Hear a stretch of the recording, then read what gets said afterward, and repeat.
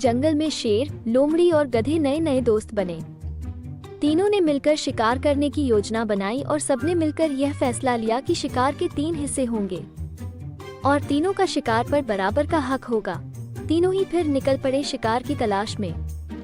थोड़ी देर बाद ही उन्हें जंगल में एक हिरण नजर आया। वो हिरण इन सबसे बेखबर अपना भोजन कर रहा था, लेकिन जैसे ही हिरण ने खतरे को भांपा, वो तेजी से दौड़ पड़ा। लेकिन वो कब तक इनसे भागता? आखिर ये 3 थे और वो अकेला। आखिरकार वो थक कर चूर हो गया। तब शेर ने मौका देखते ही उस पर हमला बोल दिया और उसे मार गिराया। तीनों बहुत खुश हुए।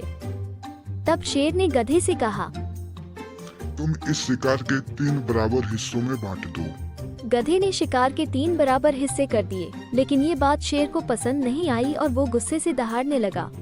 गुस्से में शेर ने गधे पर भी हमला बोल दिया और देखते ही देखते अपने नुकीले दांतों और पंजों से उसे शरीर के 2 हिस्से कर दिए।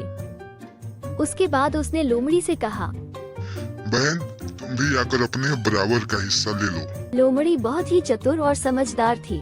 उसने हिरण का 1/4 हिस्सा ही अपने लिए लिया और बाकी का 3/4 हिस्सा शेर के लिए छोड़ दिया।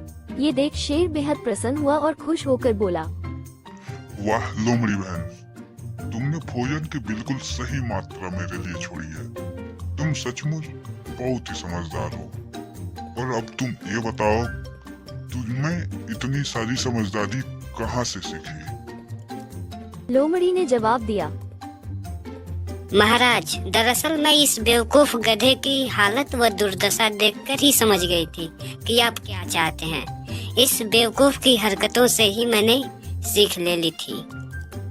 सीख सिर्फ अपनी ही गलतियों से नहीं, दूसरों की गलतियों से भी सीखना चाहिए।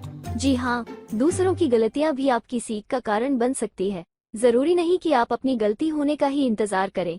समझदार व्यक्ति दूसरों की गलतियों से भी सीख ले लेता है।